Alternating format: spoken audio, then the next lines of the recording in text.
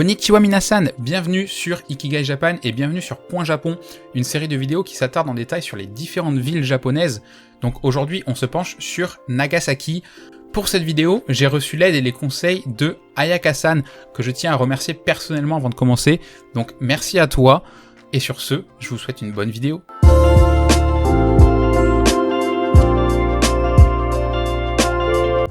Nagasaki est une ville de taille moyenne se situant sur l'île principale la plus au sud du Japon. Malheureusement, elle est tristement célèbre à cause de l'attaque nucléaire de 1945. Mais Nagasaki ce n'est pas que ça, c'est une ville qui a beaucoup plus de choses à montrer et à offrir. Elle a notamment été fortement influencée par les étrangers tout au long des siècles précédents. Donc à Nagasaki, on se déplace à l'aide de son système de tramway, et grâce à lui, on peut accéder aux différents points d'intérêt. Par exemple, on peut retrouver la cathédrale catholique d'Urakami. Alors c'est une cathédrale qui fut construite sous l'ordre de prêtres français fin du 19e siècle, mais qui fut malheureusement détruite, puisque Urakami c'était l'hypocentre de l'explosion de la bombe nucléaire. Bon, elle fut reconstruite exactement au même endroit que la précédente en 1959. Dans le même registre, on peut aussi visiter l'église Oura. L'église Oura, c'est la plus vieille église du Japon. Elle a été construite, encore une fois, sous l'ordre de prêtres français en 1864.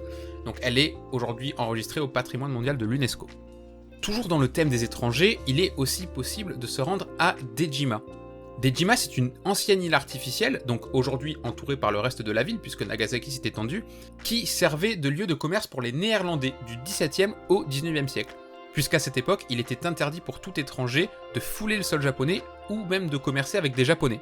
La seule exception fut accordée aux Néerlandais et uniquement sur cette île-là, donc elle servait de lieu de dépôt de marchandises et de lieu de commerce entre les Néerlandais et les Japonais. D'ailleurs, Nagasaki possède aussi le troisième plus grand Chinatown du Japon, donc ça peut être intéressant d'y aller, et particulièrement lors du Nouvel An chinois, donc en début d'année, il y a le festival des lanternes. Si jamais vous préférez prendre un petit peu de hauteur, vous pouvez grimper le mont Inasa, donc soit à pied le long d'une route, soit sinon vous pouvez prendre le téléphérique, et une fois arrivé en haut, vous allez vraiment avoir une très jolie vue panoramique sur toute la ville. À Nagasaki, et comme dans de nombreuses villes japonaises, on va retrouver beaucoup de temples et de sanctuaires. Par exemple, on va avoir Sofukuji, Suwajinja, Hofukuji, et encore bien d'autres, je vais pas tous les citer, il y en a vraiment beaucoup.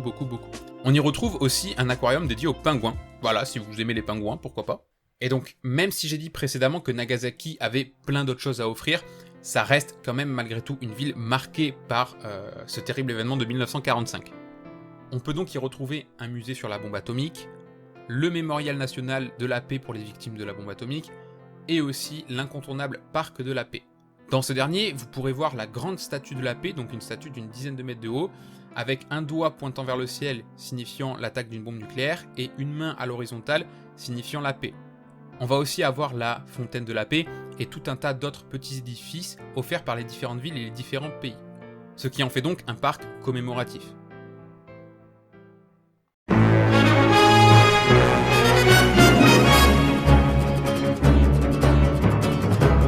Comme beaucoup de villes japonaises, Nagasaki possède aussi ses spécialités culinaires. D'ailleurs, étant une ville portuaire, on va y retrouver pas mal de produits de la mer. Pour le premier plat, j'ai choisi de vous présenter le Guzoni. Alors, c'est un plat typique à base de mochi, donc le mochi c'est un gâteau de riz gluant, et d'une dizaine d'ingrédients variés, comme des légumes, des produits de la mer, de la viande ou des œufs. On retrouve aussi le Sasebo Burger. Alors, le Sasebo Burger a été importé par les Américains en 1950, mais la recette a depuis été longtemps affinée et retravaillée par les différents chefs japonais. Ce sont donc des burgers aujourd'hui très populaires et surtout assez conséquents de par leur taille, et ils possèdent des goûts divers et variés. Même si le choix le plus populaire de ce burger-là, c'est le bacon et les œufs. Autre plat populaire, si ce n'est le plus populaire de Nagasaki d'ailleurs, c'est le champon. Alors, le champon, c'est des nouilles, avec des ingrédients locaux provenant de Nagasaki, comme des fruits de mer et des légumes, mais il y a surtout un ingrédient unique à Nagasaki qui fait toute la différence dans ce plat, et c'est le tohaku. C'est un ingrédient qui permet de rendre les nouilles élastiques et avec un aspect assez unique, donc voilà, ça ressemble à des ramen, mais c'est considéré comme un plat différent, enfin c'est vraiment, voilà, c'est pas des ramen. Et surtout, n'allez pas dire aux habitants de Nagasaki que ça c'est des ramen, puisqu'ils sont très fiers de leur plat. Ensuite, on a le riz toruko. Alors, le riz toruko, ça veut littéralement dire riz turc, et c'est une spécialité de Nagasaki inspirée bien évidemment par le riz turc. Donc il vous faut du riz pilaf, des spaghettis et des côtelettes de porc, agrémentées d'une sauce, et ça vous donne le toruko raisu. Alors, ça fait pas très japonais comme ça, mais on en retrouve dans énormément de restaurants et de cafés là-bas, donc c'est vraiment une spécialité propre à Nagasaki. Au passage, petite mention au bœuf de Nagasaki aussi, qui a remporté le prix du meilleur bœuf Wagyu du Japon en 2012. Alors c'est un concours qui est organisé tous les 5 ans, donc c'est quand même assez prestigieux. Et Nagasaki est aussi, comme je l'ai dit juste avant, très populaire pour ses produits de la mer, notamment ses huîtres. Et donc, pour finir sur une touche sucrée, vous pouvez retrouver à Nagasaki le castella. C'est un gâteau éponge inspiré d'une recette portugaise du XVIe siècle, puis bien évidemment remanié par les Japonais.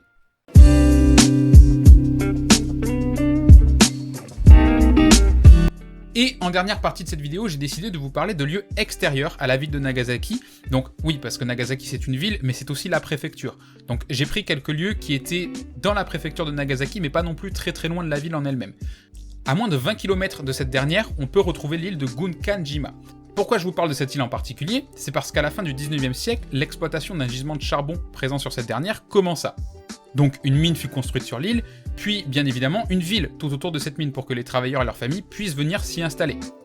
Le truc avec cette île, c'est que la population augmenta jusqu'à atteindre en 1950 une densité de population de 84 000 habitants au kilomètre carré. C'est absolument énorme. À titre de comparaison, Tokyo aujourd'hui c'est 6300 habitants au kilomètre carré, soit à peu près 13 fois moins. Bon, dans les années 70, suite à la diminution de l'activité minière, les habitants ont été évacués et l'île Gunkanjima est devenue une île fantôme. Cette dernière était classifiée de dangereuse et a été interdite d'accès jusqu'en 2009. Donc qu'est-ce qui s'est passé en 2009 ? Le Japon a tout simplement investi et a fait de très très gros travaux sur l'île pour pouvoir la rendre accessible aux personnes et aux touristes. Donc aujourd'hui, il est possible de visiter cette île.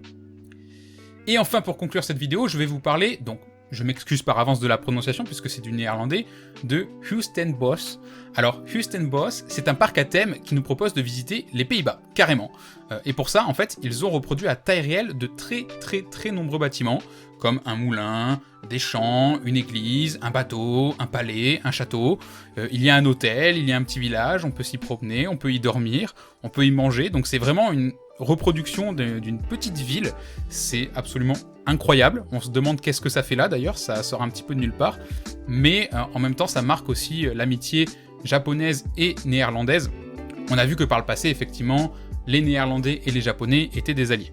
Voilà, ce sera tout pour Nagasaki, je pense en avoir fait globalement le tour. J'espère que vous avez apprécié cette vidéo et puis j'espère que vous avez pu apprendre des choses. Et même, pourquoi pas, envisager de prévoir Nagasaki dans votre prochain voyage au Japon. D'ailleurs, en parlant de voyage au Japon, si jamais vous souhaitez apprendre le japonais pour être plus autonome sur place, ou même pour l'amour de la langue, n'hésitez pas à faire un tour sur mes réseaux sociaux ou sur mon site internet, sur mon blog, tous les liens sont dans la description.